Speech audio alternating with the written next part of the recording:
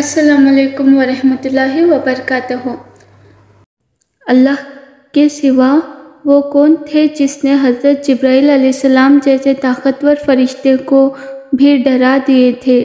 ایک مرتبہ ہمارے نبی محمد صلی اللہ تعالیٰ علیہ وسلم اور حضرت جبرائیل علیہ السلام ایک ساتھ بیٹھ کر باتیں کر رہے تھے اور اچانک سے آسمانوں کو چیرتے ہوئے ایک اور فرشتہ زمین پر آیا، جسے دیکھ کر حضرت جبرائیل علیہ السلام چھوٹے ہو گئے اور پیچھے ہٹنے لگے، جیسے کہ وہ اس سے ڈر رہے ہو۔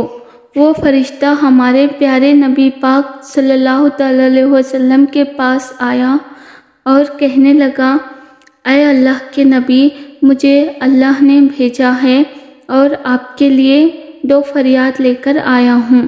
یا تو آپ اپنی زندگی عام انسان کی طرح گزاریں یا پھر بادشاہ کی طرح۔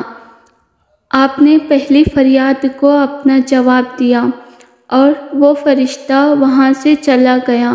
اس کے بعد آپ صلی اللہ تعالیٰ علیہ وسلم نے حضرت جبرائیل علیہ السلام سے پوچھا، آپ اتنا ڈر کیوں رہے تھے؟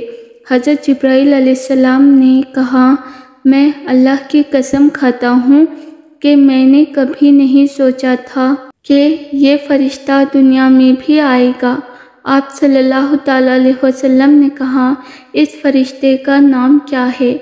جس کے جواب میں حضرت جبرائیل علیہ السلام نے فرمایا، اس کا نام اسرافیل ہے اور یہ وہی فرشتہ ہے جو قیامت کے دن سور پھونکے گا۔ ایسی ہی اسلامک جانکاری کے لیے ہمارے پیج کو سبسکرائب کریں۔